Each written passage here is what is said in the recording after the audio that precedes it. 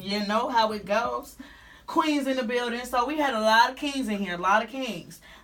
Love the kings. Respect the kings. Shouts out to the kings. But now we got a queen in the building like your queen, such as myself. Yeah. Yay. So please, please, please. We got none other than please introduce yourself, love. What up, though? It's Risha Prycles, coming from Detroit, been in Columbus, representing. Yeah. So you know, Miss Risha Prycles. I'm just psyched already. New introduction. I'm glad to finally meet you. Mm-hmm. You know, I've been talking about you for a minute now, so it's good to meet you. So I have to ask you, when you said you're from Detroit, what brought you to Columbus? I moved down here to get a better life. At the time, I was kind of just dangling. Right. And I knew if I would have continued on the path I was, then it wouldn't have been good. So I moved to Columbus to just get a fresh start. You know, I didn't want to go somewhere too far from home. And pretty much it definitely helped me a lot. Like, okay. 'Cause I was a wild child. So you was a wild child. That sounds familiar. Yeah. Okay. So what era are you from? Like, where were you born? I was born in '89, so right at that '90s era. Right, I was born in '90, so I just had to ask. Yeah, okay, cool. So, by you being born in '89, I asked you earlier. You said your main influences were Mary J. Blige, Legendary, and the legendary Missy Elliott. Yes, ma'am. What was it about those two? Because one is like strictly singing, well, they're artists, right? Wonderful women of artistry. So, but they're different styles, right? What was it about Mary J. and what was it about Missy that just got you? I can pretty much kind of tell you about Missy because I think But what was it about them that pretty much just got you? Like, you know what? I gotta do that. I think that's me. I can do this. Well, with Mary, it was just her edge. Like, she was a singer, but she came off as like, just hard. Like, she still could like rock the mic, and it was just like I thought she was gonna flow at one point, and she still would. Like, so her music just influenced me because, like I said, I started off doing R&B, and just her edge. So I always had that. And then coming up from Detroit, you always, they got that edge, got that swag. So it was just like I adapted to her music a lot, and then I got introduced to Missy Elliott. And Can't Stand the Rain was like one of the first tracks. That's actually my favorite song. I actually remixed it. So yeah, be looking out for that project. It's on there. So I'm super geek. I'm super excited. Congratulations, big ups. But don't know how to feel because that was like a vision of mine. Yeah. Same song. Yeah. You know what I'm saying? So, but it's really cool though. It's really cool. Yeah. It's just that's crazy. It's the same exact song. Like I think what's crazy everybody. About that? When I went to the studio and I recorded it in Detroit, my engineer was like, when he heard the beat, he was like, I don't like it. Like I don't like it. Can't nobody remake a Timberland beat. Like off rip, he was just salty. Like. So I was like, well, just listen to it and then see. So he put the beat on. He was just like sitting there. I got in the booth. I came out. He was like, I don't hate it. All right. I don't hate it. So shout out to my engineer Maestro, Silent Riot. Okay, shout out Maestro. Shout out to my manager Katrina. I'm very humble right now. I'm very excited for what we have going on. You seem very humble. Yeah, I've been doing this for a long time. I've been in and out of it. Got hooked up with the wrong people, and finally, I was blessed with Katrina, and she's been like my rock. Like, she helped me a lot. So Queen Power. I likes it. All right. Yeah. So I gotta ask. I have to ask. Aside from Can't Stand the Rain, what's your favorite Missy Elliott song? Besides Can't Stand the Rain, probably Hot Boy. I really like that one, and so many. Get Your Freak On was definitely one of my jams. What's your favorite Missy Elliott album? I know mine off top. Super Duper Fly. Like that was it. That's a classic, right? That's a classic. It was a classic. And then from Missy Elliott, like I went into the gangster rap. So I went from that to the Hot Boys, and Wayne took me. Took me. Like that's what got the street sound. Like in my music, you will hear like it's not it's not for everybody. I'm gonna say that it's not for everybody. Parental advisory is advised. Definitely. But it's still fun. Like, I like to have fun with my music. But sometimes I do talk about, you know, serious stuff. I do touch on serious stuff, but most of the times, like, my music is just good vibes. Like, so, and I like having fun. I'm a fun person, so when I get in the booth, I just like to have fun. I just give off my energy that, you know, I feel, and I feel like if I'm trying to appeal to somebody else, then it's not gonna sound like me. So you gotta do what you feel is best for you. Yeah. Okay. I digs that. Much respect. So, okay. So, what's your favorite Mary J. Blige song? Probably Not Gonna Cry. That's definitely one of my favorite ones. Family Affair. She has so many. She does. Oh man, the one when she just like the rain falling, hitting the windowsill. Like that was. I used to play that song. Yeah. On repeat all the time. So definitely, she has so many classics. It's just kind of like hard to just put them all into one. Yeah. But yeah.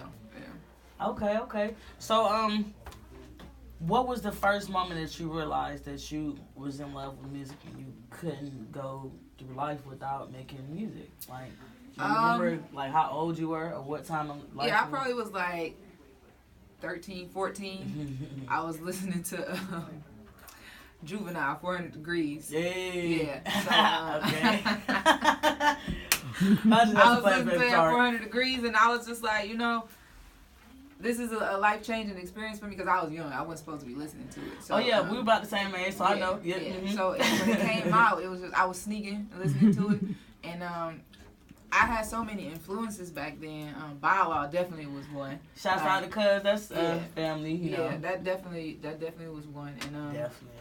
Short. I knew around that age I knew I wanted to take it serious. Like I was always writing, but you know I never really like let my family know like this is what I want to do. Okay, so it was like your secret. Yeah, it was a secret. Ain't nobody really know like that. Okay. And then I started, you know, showing my mom and my dad that I had it. So you know I've been pretty much everywhere with doing my music. But I feel like everything happens for a reason, and timing is everything. And so I feel like it's my time because God has just been putting things in order for me. Like I'm not going out to do anything. I'm not, you know, reaching out to people. Everything is just kind of falling in my lap right now, and it feels genuine. It feels really genuine. So that's always the best way to go. That's always the best feeling in the world. Yeah.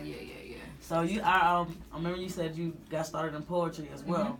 Mm-hmm. How did that come about, and how does your poetry influence your music? Because my poetry is a huge part of my music. Well, we're doing a project in school, and we had to write about what was important to us.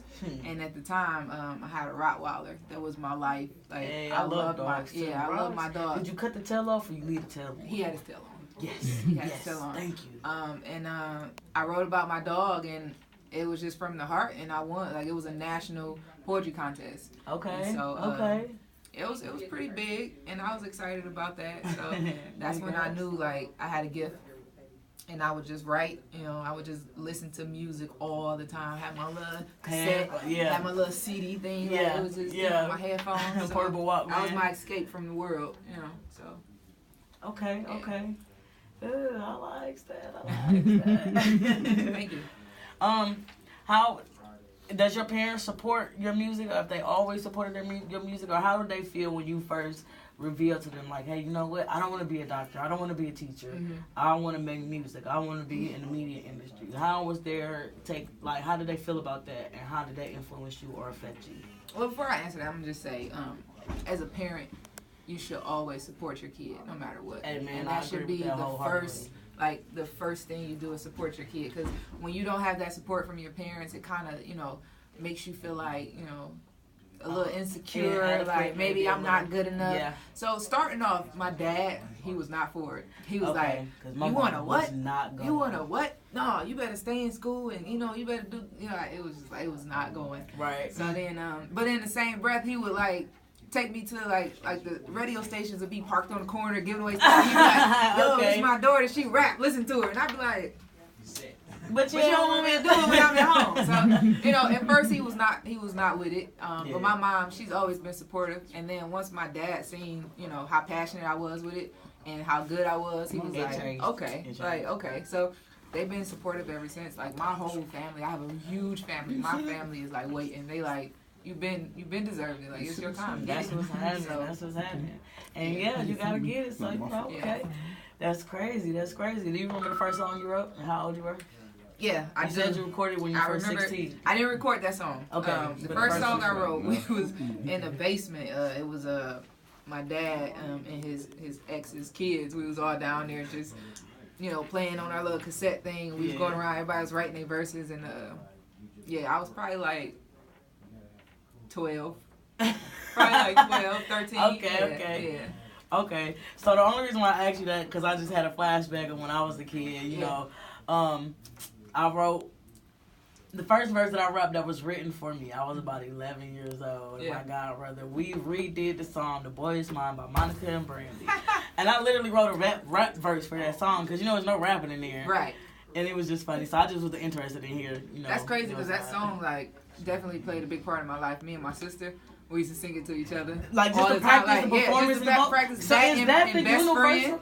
And Scrubs. Yeah, and Scrubs. Are these universal practice songs for up and coming I definitely think in the black community. Like, right, because they definitely was big influences growing up. Because, you know, as a kid, you had either playing outside or you had music. And that's true. So, That's true.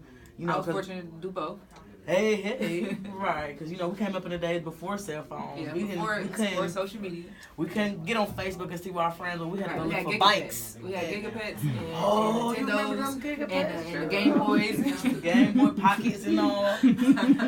Right. Yeah. So how has the influence of our culture affected your music, or does that? Yeah, now and then, like, just watching the transition of change from when we were kids to the kids now and growing through both. It's crazy because when I made this Facebook status probably like a couple months ago, and I was just like, you know, it's weird now seeing the people that's around you support, you know, the females that's out now, because my music has always been hardcore, and, you know, everybody would be like, oh, you know, it's too hard, you know, you come as a female, like, it's too hard, but now you see these female artists out now going harder than the men, and then you see the same people supporting them. It's just like, yo, like, so I just feel like I was definitely ahead of my time, and I hear a lot of people sound like what I was sounding like. I'm not saying that, you know, they was biting me, of course, because they didn't really know me, but you know, I definitely had that sound before, you know, it got hot. So is it that you realized your growth in that? I definitely realized my growth. I'm definitely going to still stick to my guns, and, you know, I feel like being true to myself is, you know, I'm never going to change for somebody, and I just do me. Please keep doing you. Like, I'm so inspired right now. Like, I love to see people out here doing their thing. I love to see, especially women out here doing their thing, because especially when you're doing something that odds are against you. You know, most people tell me, oh, that's not really for a lady to do, or you're a woman, you can't do it like this, that, and the third. No. Forget all that. You're not living your life for nobody else. You're living your life to be comfortable for you. And if you have kids, then it's you and your kids. So when I see people doing that and living through that and just being free within themselves, I love it. It inspires me. I get goosebumps because I'm such a people person and so much about the community. I just can't help but to love to see people progress. So I definitely see a glow about you. Thank you. You're definitely so royalty. You know what I mean? So welcome back from the recovery. Thank you. This is the thing that little side note, I have this thing, you know, I'm an artist as well. So when I first jumped back into the music, because like I said, I almost gave up. So my comeback song was called The Recovery. And it was like, that was my breakout thing. Like, once I wrote that song, for some reason, like you said, opportunities just start falling in my lap. And ever since then, I've just been going off of that. Now I'm here, my own radio show. You know what I mean? But so the recovery era for me was just like me pushing through the hard times and just, it's like a rocket launcher just shot me straight up. So I feel like that's where you at right now. And the glow that's around you right now is so bright. I'm excited. I need you to keep that glow. I'm excited. So for the other queens that's out here and the other artists, kings too, young princes and princesses, what would be your advice as to how to keep going and push through? I would say, you know, just stay focused. It could be like the closest people to you that have the most impact on your life, and whether it's positive or negative, you can't let them stop you. Like, you always have to stay focused on what you want. Put yourself first. I know it might sound selfish, but at the end of the day, you have to do what you have to do in order to take care of the people around you. And if you keep letting them bring you down and discourage you, then you're not going to, you know, you're proving them right. So, you know, and they might not mean to bring you down. And they might not mean to discourage you. But they don't know, like, the little things that they do say, you know, could be like, you know, or, you know, listen to your music, like, no, you shouldn't do that. But then a couple years later, now you're hearing the same thing. And so you just always just stick to your truth and be you. And so that's what I was saying. Hey, that's big, and that's pretty much it in a nutshell. Yeah. Yeah. I really appreciate this time. I thank you, my queen, for bringing her through here. Thank you. Appreciate I it. definitely would love to do more business with y'all. I definitely would love to collaborate. I feel like we share a lot of similar views and music, and I think we can put that in the studio, create good music. As for you, I would love to promote you on my show and definitely on my podcast. Yes, ma'am. I definitely want to be a part of this because, hey, we got to stick together, queens. Definitely. You know, kings too, I definitely. Kings sometimes come together quicker than the women do. You feel me? So to see this after seeing a group of men that just was coming together, now it's a group of women coming together. This is time for women too, and it's time. It is. It's you know, so all my queens, stand up. That's right. You know, royalty in the building. That's right. All right now, so Miss Risha Prycles. Risha. Definitely. Please come back. I have a show on Tuesdays from 1:30 to 3 live chats with Shy Blue. I would love to have you guys appear on that show as well. It could be your spotlight show, you know, like I said, 1:30 to 3. Or if you just want to stop by and get some time or what have you. You got any other artists that you want to bring by, especially definitely you, please let me know. Definitely. Yo, keep doing your thing, though. Most def. Yes. So hold it down and stay royal, my love. Definitely. Yeah, Shy Blue signing out. First week like Fridays. Now we officially figure over.